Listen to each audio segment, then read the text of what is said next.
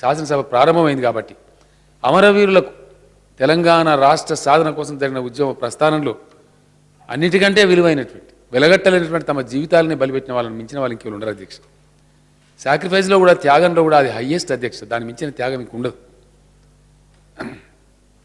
బతకడం కోసం ఏదైనా చేసే మనిషి చనిపోవడం అంటే మామూలు విషయం కాదు అధ్యక్ష. ఒక చిన్న నిప్పు తలిగితేనే విలవిల్లాడతాం అధ్యక్ష మనం ఒంటికి ఎక్కడ కానీ. అట్లాంటిది ఇవాళ కలిగిన దుఃఖంలో ఆ బాధలు ఒంటి మీద కిరోసిన్ కానీ పెట్రోల్ కానీ పోసుకొని కాలిపోవడం అంటే సెల్ఫ్ ఇమ్మోలేషన్ అంటే మామూలు బాధ కాదు అధ్యక్ష. అప్పుడు కూడా వాళ్ళ అమ్మ అయ్యా అని అనలేదు అధ్యక్ష.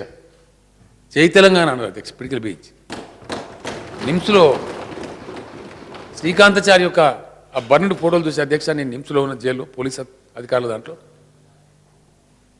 పిచ్చి పిచ్చిగా ఏడ్చిన అధ్యక్షని.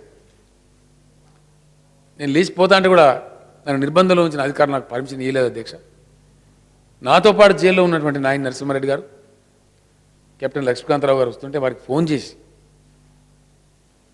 దయచేసి మీరు వెళ్ళండి నేను రాలేకపోతున్నాను చెప్తే బయట ఉన్నటువంటి వాళ్ళు వెళ్ళిండ్రు అధ్యక్ష. ఆ సంఘటన గుర్తు చేసుకుంటే ఇప్పుడు కూడా నా కళ్ళలో నీళ్ళు వస్తున్నాయి అధ్యక్ష. చాలా బాధాకరమైనటువంటి పరిస్థితి అధ్యక్ష. ఈ రకంగా శ్రీకాంతాచారి తర్వాత జరిగిన ఆ పరంపరలో ఏం చేయాలో అర్థం కాని పరిస్థితి అధ్యక్ష.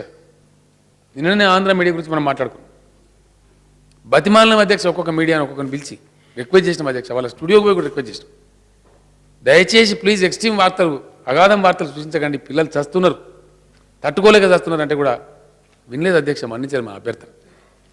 ప్రతి విషయంలో పిల్లలు చచ్చేది కూడా కనీసం లెక్క పెట్టలేదు అధ్యక్ష. అంత దుర్మార్గమైంది. అయినా చివరికి వాళ్ళ త్యాగాలు వృధా కాలేదు అధ్యక్ష. తెలంగాణ ప్రజల పోరాటం వృధా కాలేదు. చివరికి తెలంగాణ కళ సాకారమైంది అధ్యక్ష.